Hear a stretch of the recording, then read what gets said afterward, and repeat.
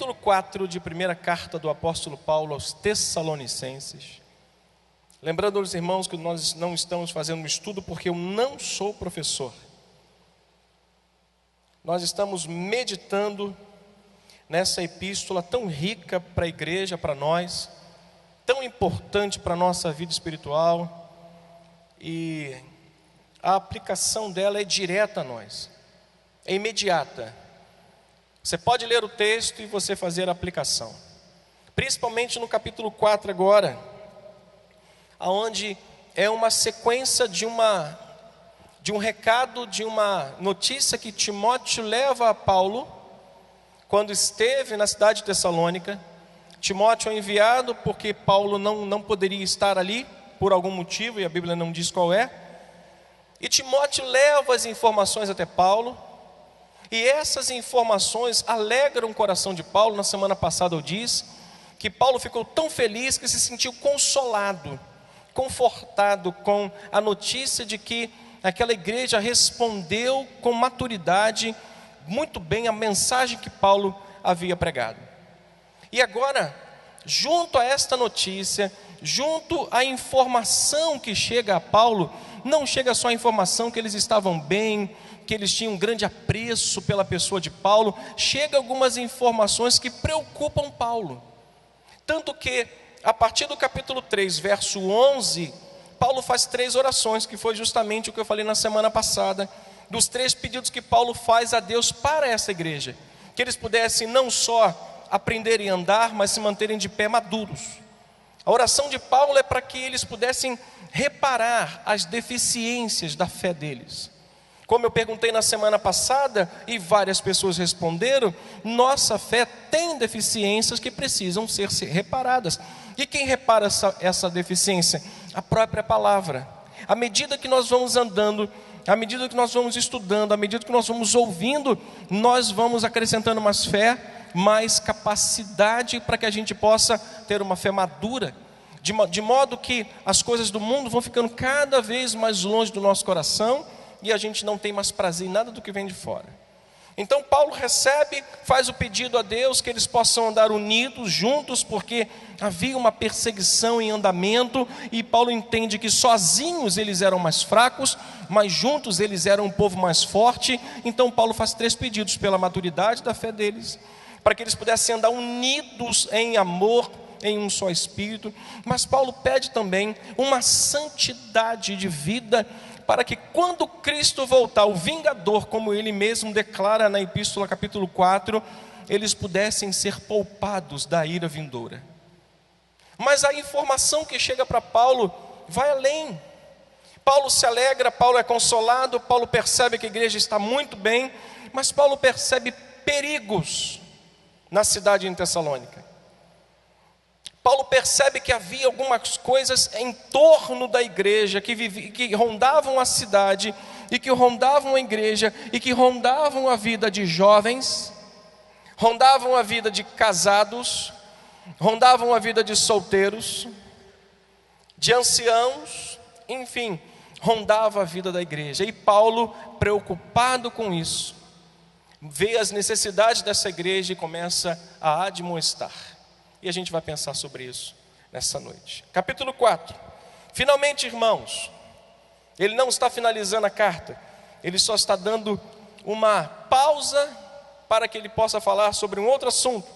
Finalmente, irmãos, nós vos rogamos e também exortamos no Senhor Jesus que de nós recebeste, quanto à maneira que deveis viver e agradar a Deus. E efetivamente, disse Paulo, vocês estão fazendo.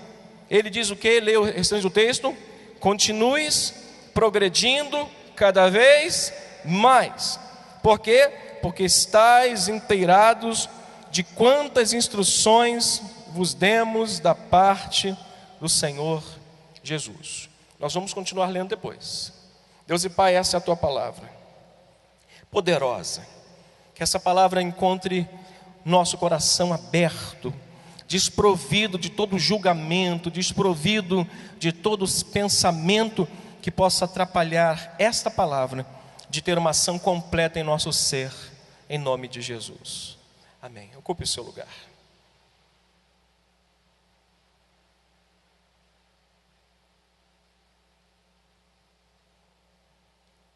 Já comentei o que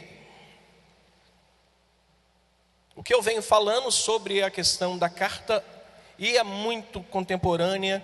É uma carta para nós, é uma carta para a igreja, é uma carta para mim, uma carta para você.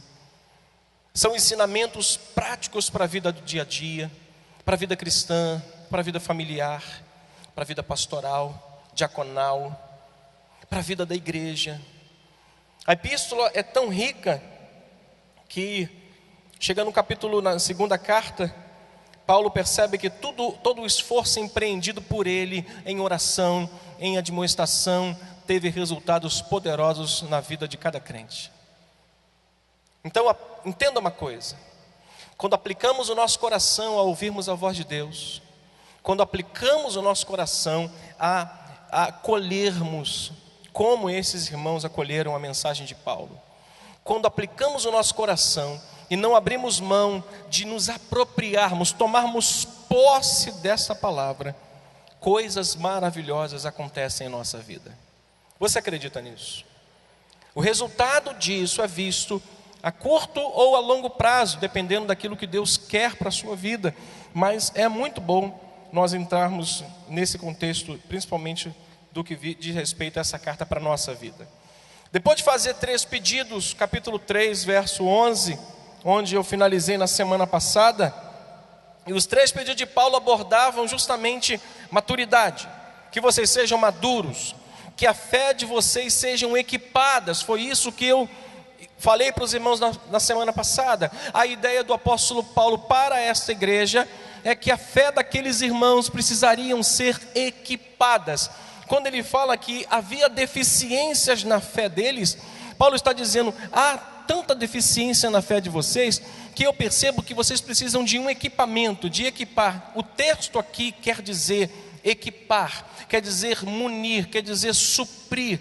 Quando Paulo está dizendo a essa igreja que eles precisariam reparar as deficiências da fé deles, Paulo está dizendo: Deus está querendo acrescentar coisas à sua fé, querendo acrescentar verdades à sua fé, princípios à sua fé. Para quê? Para que vocês possam estar firmados, para que vocês possam estar maduros.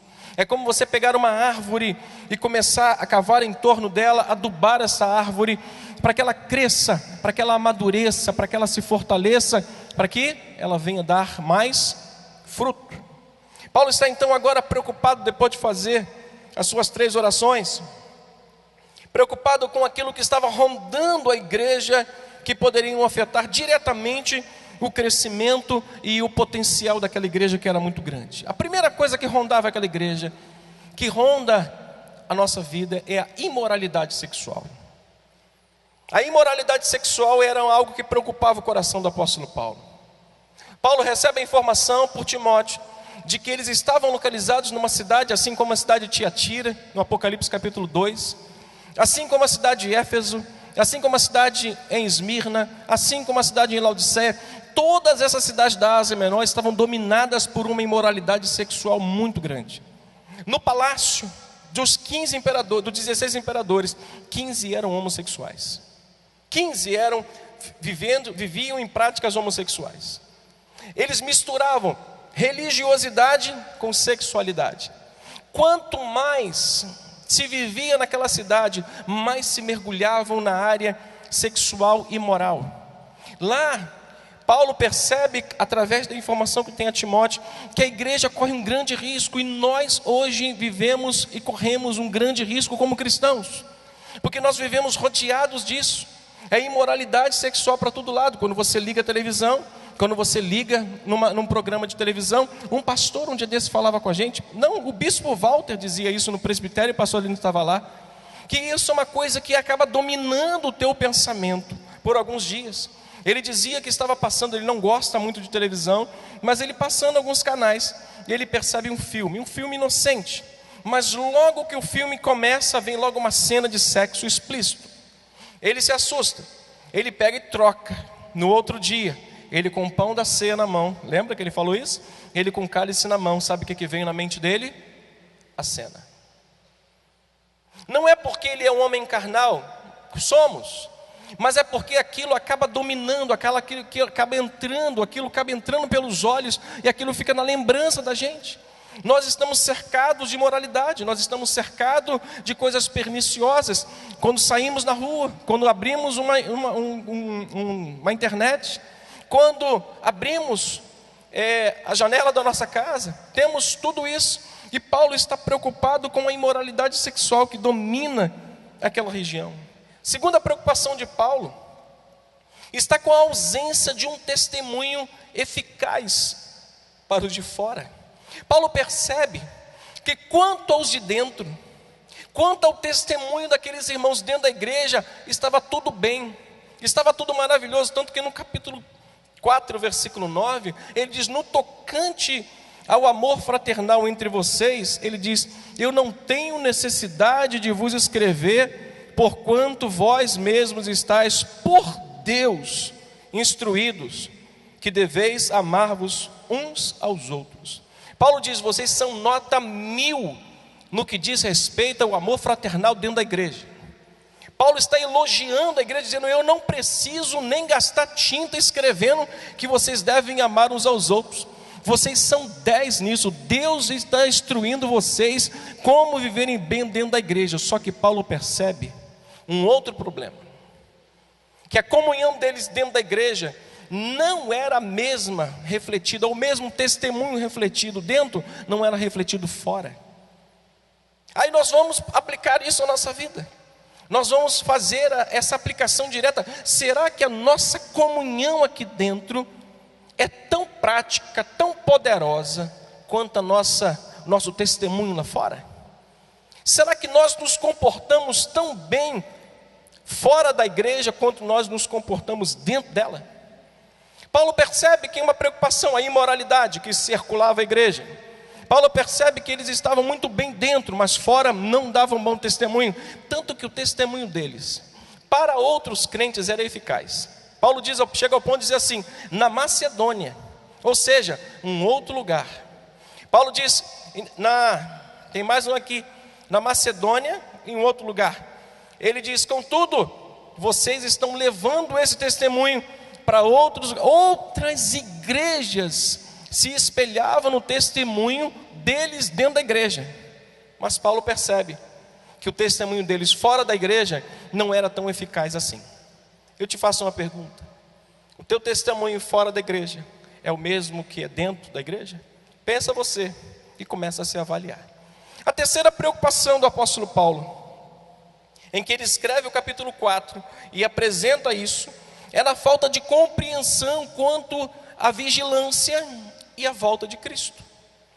Eles eram recém-convertidos, era uma cidade uma igreja recém-convertida, era uma igreja que tinha recebido o evangelho de Cristo, e eles não tinham a compreensão exata sobre o evangelho de Cristo. Deixa eu te fazer uma pergunta: quantos aqui tem mais, aliás, até 5 anos de convertido? 5 anos de crente que passou pelas águas? Eu vou ter sua mão bem alta. 5 anos que passou pelas águas. Ok. Quantos aqui tem mais de 20 anos que passou pelas águas? Mais de 20? Glória a Deus. Vamos lá. Está entre 20, tem ali 10, tá? De 20 para cima, de 20 para baixo. E deixa eu só chamar a atenção aqui, que tempo de igreja não é sinônimo de experiência, de maturidade, de espiritualidade. Ok? Tempo de igreja não garante que você já está homologado. Eu posso fazer o que eu quero, que eu vou para o céu do mesmo jeito. Vigia teu nome para tu ver. Não fica tu com a tua barba de molho, vigiando dia e noite, se santificando para você ver se o céu é seu. Então a gente tem que ter cuidado com isso, que tempo de igreja não é garantia de espiritualidade, não é garantia da gente estar dizendo o seguinte: olha, eu estou aqui há mais tempo, esse banco aqui é meu, isso aqui tudo é meu. Não, vamos ter cuidado com isso. Paulo prega sobre a volta de Cristo para eles. Paulo está dizendo: Jesus Cristo vai voltar, mas eles não compreendem, eles não entendem. Por que não entendem? Porque a reação deles não é aquela que Paulo queria. O que eles estavam fazendo? Eles estavam abandonando o trabalho deles. Jesus vai voltar? Que maravilha! Ô chefia, dá minhas contas aí, dá minhas contas, dá meus direitos. Faz o seguinte, vamos entrar no acordo aqui para não perder os 40%, você me manda embora. Aí eu saio com meus direitos todinho, vou comprar um carro, vou comprar uma lancha, vou comprar uma casinha de praia, vou ficar no bem bom, sabe por quê? Porque Jesus Cristo vai voltar. Eles estavam vivendo, eles receberam a mensagem do apóstolo Paulo, que Jesus Cristo iria voltar. Contudo, eles estavam vivendo não de acordo com aquilo que Paulo estava vivendo, mas de acordo com o que eles queriam. Eles saíram, eles não tinham uma vida prática comum. E eles estavam simplesmente dizendo, bom, se é assim, então vamos viver a vida do jeito que a gente quer viver. E Paulo percebe esse perigo, e Paulo começa a exortar esses irmãos, que este testemunho estava fazendo mal aos que estavam de fora. Então é por isso que eu queria hoje, junto com esse texto, mostrar 3 necessidades da igreja atual. 3 necessidades, 3 coisas que nós precisamos fazer, que essa igreja precisou fazer, orientada pelo apóstolo Paulo, para que a gente possa viver uma vida abençoada e plena. Primeira coisa, precisamos progredir cada dia mais na nossa fé. Diga comigo, eu preciso. Se você não precisar, se você se sente bem, não diga, mas diga assim, eu preciso continuar progredindo na minha fé e na minha santidade. Paulo percebe um problema sério de moralidade, Paulo percebe uma ausência de testemunho para os de fora, Paulo percebe uma falta de compreensão na questão da segunda vinda, porque eles não progrediam na fé. Quando nós não progredimos na fé, aquilo que é claro se torna escuro, se torna obscuro diante de nós. E as nossas reações e as nossas atitudes não são de acordo com aquilo que a Bíblia quer. Por quê? Porque nós não conhecemos, porque nós não progredimos, porque nós não avançamos, porque somos preguiçosos em ler. Somos preguiçosos em nos debruçar a palavra de Deus. Você sabe que trabalho dá estudar? Alessandro faz CCM, faz, não sei nem dizer o nome, Martin Bucio. É um seminário aí de um alemão aí, lá em São Paulo. É casado, tem um filho, está projetando coisas para a sua vida ministerial, espiritual. Dá trabalho, crescer dá trabalho, estudar dá trabalho. Mas se você quer progredir na sua fé, você tem que gastar tempo em oração, em comunhão. Cheguei em casa hoje, minha esposa, aí, como é que foi na igreja? Tudo bem? Tudo ótimo. Fez o dia inteiro, estudei. Atendi 2 gabinetes. O que você fez o dia inteiro? Orei e estudei. O dia inteiro. O pastor Arlindo foi fazer um sepultamento, tomamos um café da manhã junto, almoçamos juntos, mas o dia inteiro na igreja, servindo a Deus de alguma forma fora ou dentro, fazendo um gabinete, fazendo uma visita como o Alexandre fez hoje, mas estudando e lendo e orando. Dá trabalho. Para você crescer, você precisa gastar tempo. Olha aqui que o texto vai nos mostrar. Porque estáis inteirados de quantas instruções vos demos da parte do Senhor Jesus. Ele diz, pois esta é a vontade de Deus, a vossa santificação, que vos abstenhais de quê? Da prostituição. Ninguém consegue vencer este mal que está rodeando a igreja, se não viver uma vida pautada à luz da palavra de Deus, embanhada de oração e de jejum. Você não consegue. Você não é forte o suficiente para enfrentar este mal, porque ele vai vir, vai te derrubar, vai te dar uma rasteira e você vai cair. O ambiente moral onde a igreja estava não era saudável. Eu havia falado e eu deixei uma notinha aqui para mim. Eles eram crentes de pouco tempo, eles tinham abraçado a fé cristã há pouco tempo, provinham de uma sociedade em que a castidade era uma virtude desconhecida. O que é isso? Para que serve? Tem nada a ver. Eles vinham dessa sociedade, eles eram novos convertidos, eles tinham abraçado há pouco tempo a fé. Paulo então percebe que eles vinham de um ambiente moral muito desagradável, muito perigoso, não saudável. Os casamentos estavam sendo violados pela impureza sexual. Maridos, mulheres, as mulheres se casavam e se separavam para se casar de novo. E quanto mais maridos elas tinham, melhor era para elas. Os maridos viviam na imoralidade, eles queriam uma esposa para procriar seus filhos, eles queriam uma mulher para fazer o trabalho do lar, ter uma mulher dentro de casa que é certinha, mas eles tinham várias na rua. Por quê? Porque para eles era uma coisa comum, castidade para eles não tinha, pureza no casamento não tinha. Nós vivemos num contexto igual ao que eles viviam no tempo passado. Casamentos hoje estão sendo violados por impureza sexual. Maridos que abrem uma internet e ficam vendo coisas ilícitas enquanto a mulher e os filhos estão dormindo. Meu irmão, faz que nem eu vi um filme, A Prova de Fogo, não foi? Ele botou o computador lá fora e quebrou o computador. Irmão, quebra essa desgrama. Deus pode estar ministrando ao coração de pessoas aqui nesta noite que tem essa fraqueza. Se é fraqueza, não tem como lutar. Não tem. Tem que pegar um taco de beisebol e quebrar o negócio, meu irmão. Os casamentos hoje, cristãos, estão sendo contaminados por uma imoralidade sexual tamanha que as esposas e até os maridos não sabem o que fazer. Os filhos estão olhando e vão reproduzir isso, irmãos. Não espere que o seu filho não vá reproduzir o que você faz de errado, porque se eles verem, eles vão reproduzir. Preenche, digita uma coisa no computador e clica em imprimir. O que você digitou vai imprimir, vai sair na folha. Teu filho é a impressão mais original do que você é e faz. Tudo o que você faz, seu filho vai fazer. Os casamentos estavam sendo violados por isso. Era esse ambiente que a igreja vivia. O sexo, sexo antes de casamento, uma coisa comum para eles, uma coisa comum para nós, mas não aceita por um crente verdadeiro e fiel que domina isso aqui no seu coração.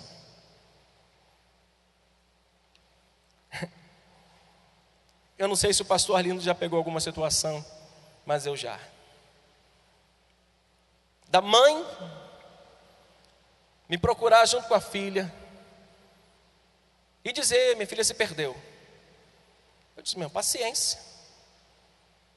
Ela colocou o dedo na tomada, você tem que amá-la. Ela está chorando agora, está grávida, você tem que amar a sua filha. E agora? O que a senhora vai fazer? Pastor, eu vou deixar como está. Eu falei: faz bem. Eles vão continuar com a mesma vida que eles estão vivendo. Agora eu abri a porta da minha casa. Eu falei: faz isso não. Não homologa o pecado, não. Vai para sua casa, meu filho. Deixa o seu namorado lá. Espera um pouco. Espera essa criança nascer. Depois você acerta isso. Mas não faça isso agora, não. Ela saiu do gabinete e fez tudo o contrário do que eu disse para ela. Sabe o que aconteceu? O pai dessa menina deu um couro nesse rapaz. E teve ameaça de morte, teve polícia, e teve isso, teve aquilo outro. E as coisas só dali para pior. Sabe por quê? Porque as pessoas não querem aceitar um conselho, elas querem viver segundo a sua própria vontade, a sua própria carnalidade. E lá esse contexto estava assim. E nosso contexto atual é o mesmo, irmãos. Sexo antes do casamento tem sido aceito por muitos pais, muitas famílias, muitos pastores, muitas igrejas. Nós não aceitamos isso em nossa igreja. Amém, irmãos?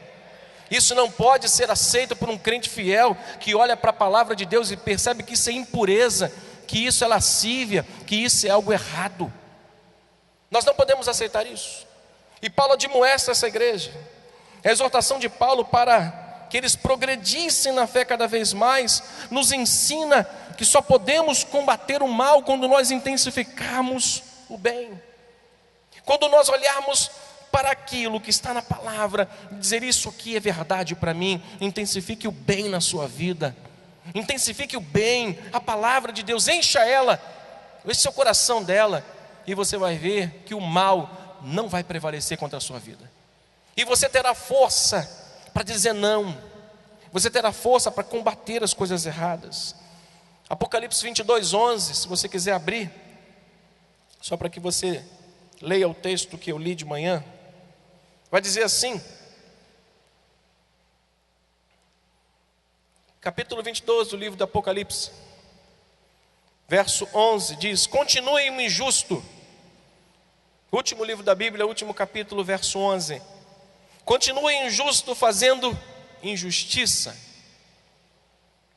Continue imundo ainda sendo... Podemos ler juntos esse texto? Continue, bem forte, fazendo... Continue imundo o justo, continue na prática da justiça, e o santo continue a santificar-se. Paulo está pedindo: progridam na fé, continue progredindo mais e mais. Paulo está dizendo, em outras palavras, para eles: sigam adiante, não se deem por satisfeitos, coloquem a verdade no coração de vocês, enriqueça a alma de vocês com a palavra, cresçam, vão mais além, sigam adiante, porque isso vai ser a força que você vai precisar para enfrentar o mal. O único meio para a gente enfrentar o mal é o poder de Deus. O poder de Deus está na palavra dele. O único meio pelo qual nós podemos vencer isso é assim, irmãos. Paulo sabia que por mais firmes que estivessem, deveriam seguir adiante. Por mais firmes que, por mais consolado que Paulo percebe que foi pela notícia que Timóteo traz a eles, Paulo sabia que eles tinham que seguir adiante. Diga comigo: eu preciso seguir adiante. Siga adiante, meu irmão. Pega a sua Bíblia, vai ler, vai estudar, vai encher o seu coração disso, vai encher seu coração de querida, querido, amiga, amigo, veja, vi, fofoca. Vai encher seu coração da palavra de Deus. Você vai perceber como você vai enriquecer a sua alma. Em vez de você ver o jogo, gaste tempo lendo a Bíblia. Em vez de você ficar gastando tempo com tantas outras, com videogame, tira o joystick da sua mão, põe a Bíblia na sua mão e vai ler a Bíblia, e você vai se fortalecer e vai progredir mais e mais. A ênfase do capítulo 4 que o apóstolo Paulo escreve é seguir adiante progredindo. Paulo está olhando para ele dizendo assim: para vocês conseguirem vencer a imoralidade sexual, para que vocês consigam vencer o problema que está entre vocês de mau testemunho fora da igreja, para os de fora, a falta de compreensão com a volta de Cristo, está que vocês não estão progredindo na fé. Progrida na fé, caminhe, vai mais, siga adiante. Pastor, vou terminar o CETEB agora em novembro. Corre em dezembro para fazer o seminário SIAB. Não perca tempo. Eu termino o CETEB, entra no SIAB. Termino o SIAB, pergunta: vem cá, quando serão os seminários da igreja? Eu quero fazer a minha pré-inscrição. Ano que vem, conversando com o bispo Rubem, nós estamos num propósito de fazermos de 2 em 2 meses na igreja, do início ao fim do ano, seminários que vão tratar da palavra de Deus para a nossa vida. Ou seja, é a palavra de Deus que vai nos fortalecer para a gente vencer as imoralidades desse mundo e nos mantermos firmes na presença do Senhor até a sua volta. É assim que nós temos que seguir em frente, irmãos. É assim, firmados na palavra do Senhor. Não podemos ser inativos na nossa caminhada cristã. Não podemos ficar inativos, onde eu não faço nada, nada eu faço e nada acontece porque eu nada faço. As coisas só vão mudar na nossa vida como nós tomarmos a iniciativa de dizer: Senhor, estou aqui, eis-me aqui, eu quero aprender, prepara o meu coração, me dá sabedoria. Ah, mas eu não sei ler. Irmãos, eu já vi gente que não sabe ler pregando, com eloquência, com graça e com poder. Já vi gente ignorante, no sentido de não conhecer letra, de não ter estudo, pregar com o poder do Espírito Santo, de maneira que pessoas vêm chorando à frente e se convertem a Cristo. Então não tem desculpa, nós temos que seguir adiante, nós temos que descruzar os braços e abrir a Bíblia e dizer: Senhor, eu quero aprender a Tua palavra. Amém? Eu disse que a igreja não é um lugar para a gente se sentir bem, não é um lugar para a gente se sentir bem, é um lugar para a gente ser confrontado. Diga glória a Deus. Isso é bom demais.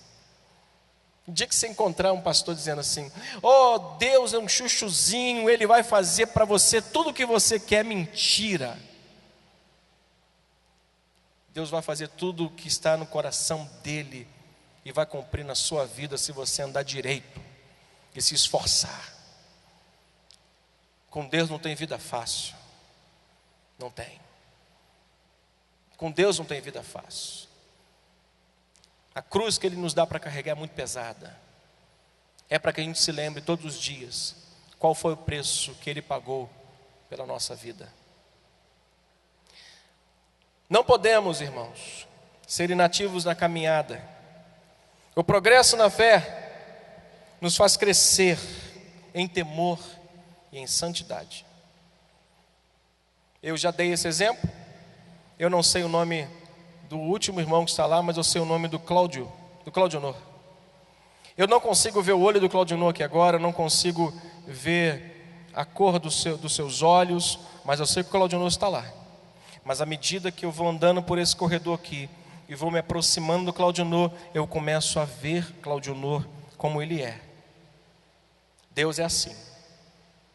À medida que nós vamos conhecendo a Deus na sua palavra e na sua essência, nós vamos nos aproximando de Deus e nós vamos fazendo assim, ó, e vendo que Ele é grande e nós somos pequenos e precisamos nos curvar e andar em temor, em tremor e em obediência a Ele. Nós crescemos em temor e em santidade à medida que vamos caminhando mais para perto de Deus. Agora, se eu ficar de braço cruzado e o pastor pede para abrir a Bíblia, pede para ler o texto, você assim: já conheço tudo, está morto, meu filho, como diz o bispo Rubem, está morto. Jesus já te chamou e tu está se fazendo de rogado, não quer ouvir, vai logo. Deus nunca fixou limite para quem deseja crescer na sua graça, nunca. Deus nunca estabeleceu dizendo assim: ó, pastor Arlindo, para você até aqui eu te dou a conhecer. Deus nunca limitou o homem de buscar a presença dEle e de conhecê-lo face a face. Ele quer que nós o conheçamos e prossigamos em conhecê-lo. Ele quer que a gente tenha uma experiência agora e uma outra amanhã. Ele quer que a gente busque agora e busque Ele amanhã. Ele quer que a gente se santifique hoje e novamente amanhã. Ele quer que nós o amemos hoje e amemos Ele muito mais amanhã. Ele quer que a gente esteja hoje aqui e voltemos amanhã. Para quê? Para louvarmos a Ele e enriquecermos a nossa vida na presença dEle. Capítulo 15, verso 2 de João, Evangelho. Eu vou me dirigir para o final. Capítulo 15. Para a gente ter uma noção de que Deus não estabelece um limite para quem quer conhecê-lo, para quem quer prosseguir na caminhada, para quem quer ver Ele de fato como Ele é e conhecer a sua palavra. Está aqui no capítulo 15, versículo 2. O que diz o texto? Leia comigo. Todo ramo, quantos ramos eu tenho aqui? Diga glória a Deus. Você é ramo, meu irmão? Eu também sou. Diz assim: todo ramo que estando em mim não der fruto, Ele corta. E todo o que dá fruto, o que Ele faz? Ele limpa, para que produza mais fruto ainda. À medida que eu me aproxego a Ele, como dizia o Nick, à medida que eu me achego a Ele, Ele me purifica, Ele me limpa. Para quê? Para que eu dê mais fruto. E à medida que eu me aproximo mais, Ele me limpa, me purifica. Para quê? Para que eu conheça mais, dê mais fruto ainda na sua presença, irmãos. Foi assim com Abraão, foi assim com Davi, foi assim com Filipe, que ordenado ao diaconato quis mais, foi além, prosseguiu. Assim seja com a tua vida e com a minha a cada dia. na presença do Senhor. Segunda necessidade, a terceira é uma frase e um versículo que a gente vai ler. Mas a segunda necessidade está naquilo que eu havia falado, na necessidade que onde eles precisavam progredir no testemunho para com os de fora. Eles estavam precisados, necessitados, com muita urgência de darem um bom testemunho para os que estão lá fora. Rapidamente, Paulo começa o capítulo 4, versículo 9, com um elogio. E no capítulo 4, versículo 11 e 12, ele termina com uma demonstração. Ele diz, quanto vocês aqui dentro, parabéns. O testemunho de vocês lá fora, não anda tão bem. Aqui dentro, muito bom. Lá fora precisa melhorar. Quantos precisam melhorar? Sendo verdadeiro. Quantos precisam melhorar com o testemunho lá fora? Glória a Deus. Louvado seja o nome do Senhor. As mulheres em casa, marido não crente. Primeira epístola de Pedro, capítulo 3, lê em casa. Fica assim, viva assim, como Sara. Nós precisamos dar bom testemunho aos que estão de fora, irmãos. Alguns haviam abandonado o trabalho, alguns haviam mudado a prática de vida, para que eles pudessem viver como eles queriam. E Jesus disse, irmãos, que a nossa luz deve brilhar diante dos homens, para que eles vejam as nossas boas obras e façam o quê? Glorifique ao Pai que estás nos céus. Nosso testemunho com os de fora deve ser muito mais poderoso do que aqui dentro. A maneira como eu procedo lá fora, como eu procedo em casa com a minha esposa, como você procede em casa com o seu marido, como patrão, como empregado, como irmão, como filho, como filha, deve ser maior do que o seu testemunho aqui dentro dessa igreja. Nosso testemunho lá fora deve ser eficaz, deve glorificar, deve brilhar, de tal modo que as pessoas podem dizer, louvado seja o nome do Senhor pela vida do meu irmão. Será que as pessoas dizem isso de você? Será que as pessoas dizem isso quando te veem no seu carro? E você pensando que é o Ayrton Senna ressuscitado? Ficou para trás, bobo. Vem, aí liga o pisca-alerta chamando para o pega. Assim, somos assim. Como é que é o nosso testemunho lá fora? Para com os de fora.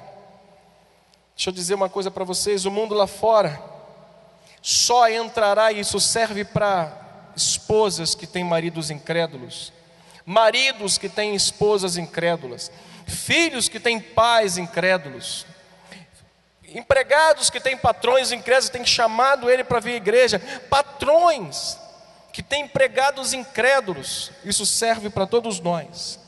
Esses só entrarão na igreja para ouvir um sermão, quando ver esse sermão sendo praticado diariamente por cada um de nós. Quando eles verem o sermão que nós pregamos sendo vivido por nós lá fora, eles vão vir na igreja e dizer assim, eu quero ouvir esse sermão. Eu quero ir lá na igreja desse irmão, porque o que o pastor prega, esse irmão vive aqui na empresa. O que esse irmão prega, a minha mulher vive aqui em casa. A minha mulher é muito mansa. Quantas mulheres mansas tem aqui? Diga amém. Virei rapidinho aqui para não tomar um susto. Sério, quantas mulheres mansas eu tenho aqui? Aquela que deixa o marido fazer o que ele quer, tranquilo, não fala nada. Olha para mim, não existe. Não existe essa mulher. Eu vou findar daqui a pouquinho. Quando nós cristãos demonstrarmos o que o Evangelho tem produzido em nós, então estaremos pregando o mais poderoso sermão da palavra de Deus. Você ouviu? Você pode dizer isso comigo? Quando eu, diga mais forte, quando eu demonstrar o que o Evangelho produziu em mim, então eu estarei pregando o mais poderoso sermão para o mundo. Quando as pessoas virem este Evangelho sendo vivido pela gente, começa por mim. Quando as pessoas me virem vivendo este Evangelho que nós pregamos e ouvimos, nós estaremos pregando o mais poderoso sermão que alguém já pregou. Porque o maior sermão não é aquele que nós falamos, é aqueles que expressamos. Mulheres, sejam submissas ao vosso próprio marido, como convém ao Senhor. Porque se você tem marido incrédulo, e ele vai ser ganho com a sua palavra, ele não vai ser ganho, mas sem palavra alguma, certamente ele vai ser ganho por causa do vosso procedimento cheio de temor e de tremor diante de Deus. Quando isso acontecer, pode ter certeza, Deus faz a obra. Paulo está demonstrando aqueles crentes para que eles não transformem o cristianismo em uma religião inútil que não muda ninguém. Quando nós não testemunhamos o que ouvimos, nós consideramos e mostramos para o mundo que o cristianismo que vivemos é inútil, porque ele não mudou a gente. Os irmãos estão aqui? Ô lugar bom para a gente ouvir o que a gente gosta da igreja. Ô, aquele chute na canela com bico, de bico, já viu? Como o pastor Arlindo tem costume de fazer com a gente quando a gente está desobedecendo ele. Pastor Arlindo, tá, me ouve, vai dar aquele bico na canela, a gente, opa, pode falar, pastor Arlindo, pode falar que a gente está ouvindo. Não deixe que o cristianismo na sua vida seja inútil para o mundo. Eu quero chamar a sua atenção a isso, progrida na fé. E eu intitulei essa pequena reflexão, dizendo, não pare de progredir. Não pare. Por fim, queria convidar os irmãos a ficarem de pé, faltam 12 minutos, queria convidar os irmãos. Nós já vamos sair daqui. A última necessidade, não precisa abrir sua Bíblia não. A última necessidade dessa igreja estava em que eles precisavam progredir na esperança da volta de Jesus. O apóstolo Paulo diz que se a nossa vida se limitar apenas a esta vida, somos os mais infelizes de todos os homens. Deus me deu condição de ter alguma coisinha nessa vida, mas o meu caixão não tem gaveta. Meu colchão não tem gaveta. Tenho ciúme das minhas varas de pescar, tenho ciúme dos meus molinetes, das minhas chumbadas de vários pesos, gramas. Sou meio relaxado com meus anzóis, ficam tudo enferrujado, mas vou passar a cuidar melhor deles agora. Mas pode dizer uma coisa para você? Quem ficar, pode ficar com eles, tá bom? Porque quando Jesus voltar, eu quero ir com ele. Quem quiser ficar com os meus molinetes, eu estou liberando, pode ficar, porque para onde eu vou, não vou usar vara de pescar. Não vou. Não vou. A minha esperança está que Jesus Cristo vai voltar. A minha esperança. Eu preciso progredir na esperança da volta de Jesus. Eles estavam com medo. Sabe de quê? De que Jesus voltasse e os parentes deles não ressuscitassem. Sabe por quê? Porque eles não tinham progredido na fé, não tinha compreensão. Eles estavam morrendo de medo. Mas Senhor, Paulo, e se meu pai que já morreu antes de mim que era crente, Jesus voltar, como é que ele fica? Aí Paulo, não quero que vocês sejam ignorantes quanto aos que dormem. Sabe o que Paulo está dizendo? A mesma glória que ele reservou para os mortos, ele reserva para os que estão em vida. Só que eles serão privilegiados, eles serão ressuscitados primeiro, e nós seremos arrebatados. Um evento mais glorioso do que o outro. Eles estão dormindo, serão despertados, e Jesus vai dizer assim: acordem meus filhos. E nós que estamos aqui militando na obra de Deus, Ele vai dizer assim: Alexandre, vem meu servo, venha para o gozo do seu Senhor, para o descanso eterno. A mesma glória que Ele reserva para o meu Pai, que está dormindo nele, é a mesma glória que Ele reserva para mim, e isso enche o meu coração de esperança. Amo, saudade imensa do meu Pai, mas tenho certeza que um dia eu o verei, porque o que está reservado para mim está reservado para Ele. Que Deus seja louvado. Progrida na fé, cresça e que Deus te abençoe. Em nome de Jesus.